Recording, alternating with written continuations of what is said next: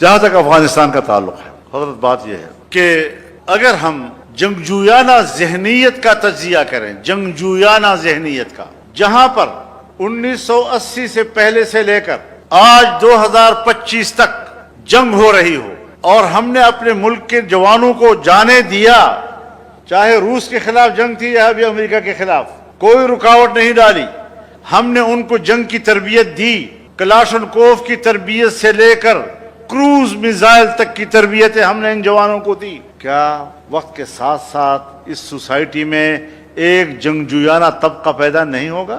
سو وہ ہم نے بنایا ہے، کسی مدرسے والوں نے ان کو یہ تربیت دی ہے، کوئی جمعیت والوں نے اس کو تربیت دی ہے، دوسری تنظیمیں بیٹھی ہوئی ہیں، کیا انہوں نے کوئی تربیت دی ہے؟ تربیت دی ہے یا امریکنز نے آ کر، یا نیٹو کے لوگوں نے آ کر، یا ہمارے اپنے جنرلوں نے ان کو تربیتیں دی ہیں، اور ایک جنگجویانہ طبقہ پیدا کر پورے قوم کے لیے عذاب بنا دیا انہوں نے۔ آج ہمیں کہتے ہیں جی کہ افغانستان سے وہاں ان کی تربیتیں ہیں۔ افغانستان میں بھیجا کس نے؟ 20 سال افغانستان میں امارت اسلامیہ کے لوگ امریکہ کے خلاف لڑتے رہے، اور تم نے سرحدیں کھول دی تھی، یہاں سے نوجوان جا رہے ہیں اور جا رہے ہیں اور لڑ رہے ہیں، اور آپ تھپکیاں دے رہے ہیں، زبردست زبردست زبردست۔ اب ایک طبقہ پیدا ہوگا۔ اس وقت صورتحال یہ ہے کہ اگر افغانستان سے ہمیں کوئی شکایتیں ہیں کہ وہاں سے کوئی نوجوان آ رہے ہیں اور مراکز وہاں پر ہیں، میں سمجھتا ہوں یہ شکایت اپنی جگہ پر بجا ہے، لیکن شکایت کا ازالہ کیسے کیا جائے اس پر غور کرنے کی میں بھی نہیں چاہتا، اور میں بھی اس کے خلاف ہوں کہ افغانستان سے وہاں پر مراکز ہوں اور وہاں سے مسلح لوگ پاکستان میں آ کر کارروائیاں کریں۔ آپ بھی نہیں چاہتے، پاکستان بھی نہیں چاہتا، ریاست بھی نہیں چاہتی، مذہبی جماعتیں بھی نہیں چاہتی۔ تو ایک شکایت ہے، اور میں اس کے لیے خود گیا ہوں افغانستان، کچھ علماء کرام یہاں بیٹھے ہوں گے جو میرے ساتھ گئے تھے، اور ہم نے وہاں پر ہر سطح پر گفتگو کی ہے اور تمام چیزوں کے حل نکالے ہیں۔ مہاجرین کا مسئلہ، تجارت کا مسئلہ، سرحدات کا مسئلہ، اور یہ جو مسلح تنظیمیں ہیں ان کا مسئلہ، تمام چیزوں کے حل ہم نے نکالے۔ لیکن میں یہ سوال اگر کروں کہ وہ ریاست جس نے میرے سامنے 8-10 جنرلز کی موجودگی میں، سیکریٹری خارجہ کی موجودگی میں مجھے کہا مبارک ہو آپ نے جو کچھ کیا، ہم اس کو اپریشیٹ کرتے ہیں، اور یہ بھی کہا کہ آپ اس کا کوئی میکینزم دیں کس طرح اس پر عمل درآمد کیا جائے، میں نے کہا یہ میری ذمہ داری نہیں ہے، یہ اسٹیٹس کی ذمہ داری، دونوں اسٹیٹ آپس میں اس کا میکینزم بنائے، اگر آپ کو تعاون کی ضرورت ہوئی ہم تعاون کرنے کو تیار۔ پوچھنا یہ ہے کہ وہ کامیابی جو ہم حاصل کر کے لائے تھے آپ برقرار کیوں نہیں رکھ سکے؟ اور اس سے بڑھ کر سوال یہ ہے کہ پاکستان کو 78 سال سے ایک پرو پاکستان افغانستان چاہیے، ظاہر شاہ سے لے کر اشرف غنی تک مسلسل پرو انڈین افغانستان موجود ہے، پرو پاکستان افغانستان موجود نہیں ہے، سوائے امارت اسلامیہ کے کہ یہی ایک طبقہ ہے کہ جس کو پرو پاکستان کہا جاتا ہے۔ اگر وہاں پر حکومت ہوگی تو افغانستان کو ایک پرو پاکستان افغانستان تصور کیا جائے گا۔ لیکن ایک مسئلے پر اختلاف ہو گیا، ناراضگی آ گئی، اب ناراضگی اس کے بعد آپ وہاں سٹرائک کریں۔ جب کابل پر آپ بمباری کریں گے تو ظاہر ہے کہ یہ ایسا ہی ہے جیسے کوئی آپ کی اسلام آباد میں بمباری کر لے، یہ تو آخری حد ہو جاتی ہے نا۔ دور دراز کے علاقوں میں اگر آپ کرتے تو شاید کچھ برداشت ہو جاتی، تو وہاں پر بھی آپ نے کچھ کارروائیاں کی۔ اگر آپ کہتے ہیں، میرے سوالات ہیں کہ ہم نے اپنے دشمن کے مراکز پر سٹرائک کیا ہے اور آپ اس کو ایک جائز بیانیہ کہتے ہیں، تو ہندوستان آپ سے کہتا ہے کہ میں نے بہاولپور میں حملہ کیا ہے، میں نے مرید کے میں حملہ کیا ہے، میں نے کشمیر میں ہمارے خلاف کارروائیاں کرنے والوں کے مراکز پہ حملے کیے ہیں، آپ اس پر اعتراض کیوں کر رہے ہیں؟ اور اگر آپ اس پہ اعتراض کرتے ہیں اور ادھر سے آپ کا یہی الزام افغانستان کے حوالے سے ہے، دونوں میں آپ کیسے مطابقت پیدا کریں گے؟ یا آپ اس کو سپورٹ کریں گے یا اپنے آپ کو غلط کہیں گے، نمبر ایک۔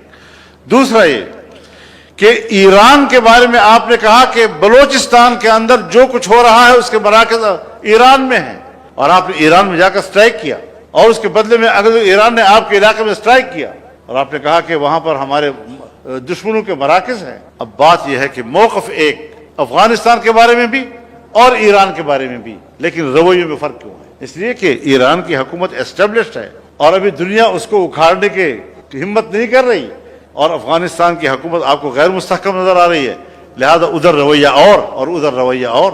تو یہ جو دنیا میں رویے آپ اپنا رہے ہیں اس پر سوالات اٹھ رہے ہیں، اور ہمیں اس حوالے سے ایک متوازن رائے دینی ہوگی۔ ہم اپنے اکابرین سے، اپنے حکمرانوں سے، اپنے اسٹیبلشمنٹ سے یہ امید رکھتے ہیں کہ یہ علماء کرام اور اس کی یہ جماعت اگر آپ کو کوئی تجاویز دینا چاہیں تو آپ اس کو ٹھنڈے دل کے ساتھ بیٹھیں اور اس پر غور کریں. افغانستان کے ساتھ بات ہونی چاہیے. اب شکایت مجھے ہے کہ پاکستان کے اندر کارروائیاں ہو رہی ہیں اور مراکز افغانستان کے اندر ہیں اور تمام ملبہ آ رہا ہے مہاجرین کے اوپر. اسٹیٹ کا اسٹیٹ سے گلا ہے اور عوام جو مہاجر ہیں 40 سال سے یہاں رہ رہے ہیں یا 45 سال سے یہاں رہ رہے ہیں, سارا ملبہ ان کے اوپر گرتا ہے, اٹھا کر آپ ان کو پھینک رہے ہیں. حالانکہ مہاجر جب ایک ملک سے دوسرے ملک میں جاتا ہے اس کے بعد ایک وقت آتا ہے جب یہ دو ملکوں کا باہمی مسئلہ بن جاتا ہے, پھر دونوں ملک اس پر بیٹھ کر اس کا طریقہ کار ڈھونڈتے. ہر چند کے آج کہا جاتا ہے کہ افغانستان میں امن ہے, مہاجرین کو واپس جانا چاہیے, لیکن اس طرح نہیں کہ 40 سال آپ نے مہمان رکھا اب اس کو لات مار کر گھر سے آپ نکال رہے. مہمانداری گئی تو اس میں بھی بین الاقوامی اخلاقیات, بین الاقوامی قوانین, بین الاقوامی رویے اس کے اپنانے کی ہمیں ضرورت. کہتے ہیں ہمارے پاس مدرسوں کی رپورٹیں ہیں, خفیہ رپورٹیں ہیں. آج امریکہ کو اعتراض ختم ہو جائے, آج مغرب کو مدارس پر اعتراض ختم ہو جائے, اگلے دن ہمارے ادارے کہیں گے ماشاءاللہ مدارس کے بارے میں بڑی اچھی رپورٹیں آ رہی ہیں, ماشاءاللہ مدارس کے بارے میں اچھی رپورٹیں آ رہی ہیں, بہت مثبت رپورٹیں آ رہی ہیں. ایک دم ان کے ٹون تبدیل ہو جائے گا. تو ہم ان ساری چیزوں کو سمجھتے ہیں کہ ان کے ٹون کہاں سے چلتے ہیں اور کس طریقے سے وہ یہاں پر پالیسیاں مرتب کرتے ہیں مذہبی اداروں کے خلاف, مذہبی لوگوں کے خلاف.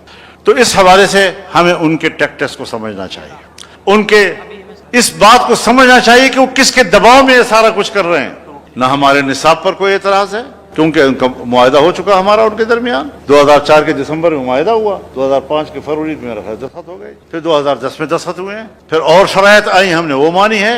کب ہم نے جھگڑا کیا ہے اس معاملے پہ؟ لیکن مسلسل اس جنگ کو برقرار کیوں رکھا جا رہا ہے, اس جنگ کو تسلسل کیوں دیا؟ ہم ختم کرنا چاہتے ہیں, ہمارے نزدیک سب کچھ ختم ہو چکا ہے اور وہ کہتے ہیں نہیں زندہ ہے. دیہاتوں میں چھوٹے مدرسوں کے اندر جہاں کے غریب مولوی صاحب وہاں پڑھا رہا ہوتا ہے, وہاں پر ان کا تھانے دار جاتا ہے روب داب کر کے ان کو خوف میں مبتلا کرتا ہے, ہراساں کرتا ہے, اور پھر کہا جاتا ہے آپ پاکستان کو مدارستان بنانا چاہتے ہیں. بابا ہم نے تو آپ کو نہیں کہا کہ آپ کے ہاتھوں سے پاکستان مسائلستان بن گیا ہے. اگر ہم کوچے میں اپنے پیسوں سے چندوں سے مکتب کھولتے ہیں اور محلے کے بچوں کو الف بے پڑھاتے ہیں, نورانی قاعدہ پڑھاتے ہیں, ہمارا تو سوسائٹی پہ احسان ہے, ہم کام کر رہے ہیں. آپ کو ہمارا یہ کام کیوں برا لگ رہا ہے؟ ہم نے ملک کے خلاف کون سی بات کی ہے؟ لیکن مدارس کا وجود بر صغیر کے اندر اس کا وجہ تو آپ بنے ہیں, ہم تو نہیں بنے. حضرت شیخ الہند تو چلے گئے علی گڑھ اور ان سے کہا آؤ نصاب ایک کرتے ہیں, پذیرائی نہیں ملی. حضرت مفتی محمد شفیع صاحب رحمہ اللہ 4 سال انتظار کرتے رہے, 47, 48, 49, 50, 51, 5 سال تک کہ آؤ نصاب ایک کرتے ہیں. یہاں نہ ہندو ہے اور نہ انگریز, نہیں مانی گئی ان کی. جی تو ہماری بیوروکریسی, ہماری اسٹیبلشمنٹ اس تقسیم کی ذمہ دار ہے. آج وہ ہمیں ذمہ دار کیسے قرار دے رہے ہیں؟ آئیں آج بھی ہم سے بات کرنا چاہتے ہیں تو بسم اللہ, ہم نے تو کبھی شدت اختیار نہیں کی, بات چیت سے معاملات کو طے کرتے ہیں. ہم بھی انگریزی علوم کے قائل ہیں, ہمارے بچوں نے آپ کے بورڈ میں امتحان دیے ہیں اور 3 سال تک مسلسل ٹاپ کرتے آ رہے ہیں. ہمارا ٹیلنٹ اس کا تو آپ مقابلہ ہی نہیں کر سکتے. اور ایک بات میں نے کہی ہے, مجھے نہیں معلوم آپ اس کی تائید کریں گے یا نہیں کریں گے, میں نے کہا جس شعبے میں بھی جاؤ بین الاقوامی رینکنگ میں پاکستان پیچھے. عدلیہ پتہ نہیں 142 اور 144 پہ کھڑی ہے, تمام شعبوں میں کرپشن ہے, بدعنوانیاں ہیں. تمہاری تعلیم پتہ نہیں دنیا کے کس کیٹیگری میں آیا ہوا ہے.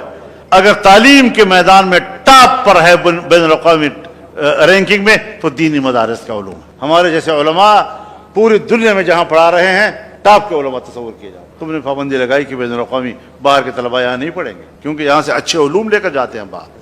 تو یہ ساری وہ چیزیں ہیں کہ جو ہمارے لیے باعث تشویش ہے. ریاست کو باعث تشویش نہیں ہونا چاہیے.